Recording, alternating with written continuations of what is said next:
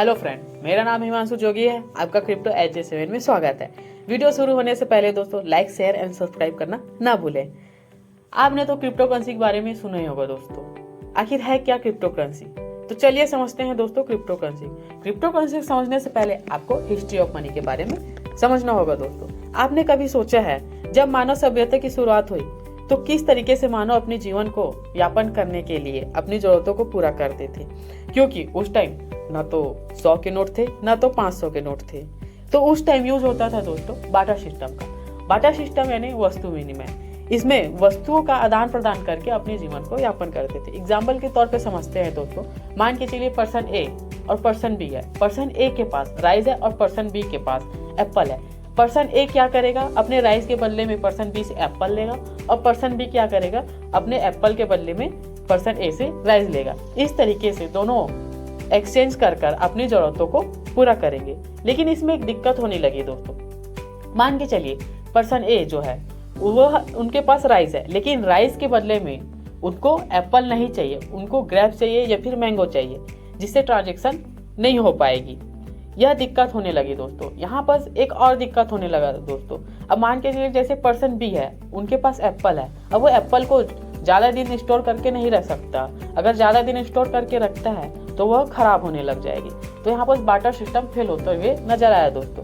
अब बाटा सिस्टम के बाद जो आया दोस्तों वह था गोल्ड सिस्टम। आपने हिस्टोरिकल मूवी या फिर बुक में तो रीड किया ही होगा दोस्तों कि किस तरीके से राजा महाराजाओं के टाइम में सोने की मुद्रा का यूज हुआ करती थी। सोने की मुद्रा से आप किसी भी वस्तु को खरीद सकते थे। लेकिन इसमें भी एक प्रॉब्लम होने लगी दोस्तों। आपके पास जो सोने की मुद्रा थी वह कभी कभी वस्तु की वैल्यू से ज्यादा हो जाती।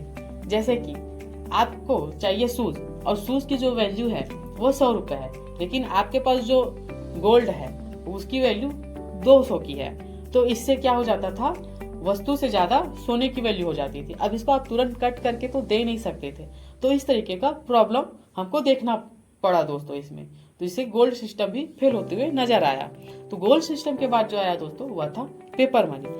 पेपर मनी जो आज के टाइम में हम यूज करते हैं दोस्तों, 500 का, 200 का, 2000 का नोट, यह पेपर मनी कहलाता है दोस्तों। इसे सबसे पहले 1700 ईस्वी में चाइना के द्वारा इसे बनाया गया था दोस्तों। तो पेपर मनी के बाद जो आया वो था प्लास्टिक मनी। क्या हुआ दोस्तों? जब पेपर मनी आया तो उसके साथ साथ में बैंक भी आया। क्या होता था? हमारा जो पेपर मनी था वो घर में स्टोर करके रखे हुए करते थे, जिसकी वजह से पेपर मनी खराब होने का या फिर चोरी होने का डर हुआ करता था। तो बैंक बोलती थी आप अपने पेपर मनी को हमें दीजिए, हम इसको सिक्योरिटी प्रदान करेंगे और उसके बदले में आपको कुछ परसेंट इंटरेस्ट रेट देंगे। लेकिन क्या होता था दोस्तों?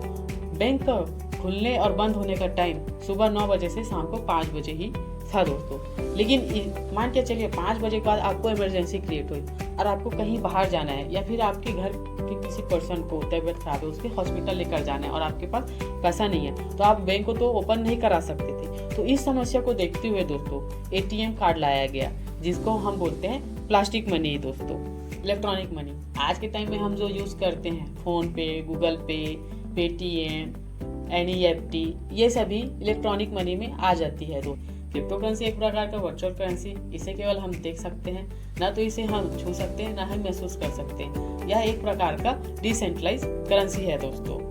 क्रिप्टो करेंसी की बात करें तो सबसे पहले 2008 में बिटकॉइन को सतोशी नाकामोटो द्वारा क्रिएट किया गया था दोस्तों। तो आप देख सकते हैं किस तरीके से मानव अपनी जरूरतों के हिसाब से मनी के फॉर्म को चेंज करते हुए आ रही है दोस्तों। इसी तरीके से आई होप आपको हिस्ट्री ऑफ मनी के बारे में समझ में आया होगा दोस्तों। क्रिप्टो करेंसी के बारे में ज़्यादा से ज़्यादा जानकारी प्राप्त करने के लिए हमारे चैनल को सब्सक्राइब कर दें। धन्यवाद।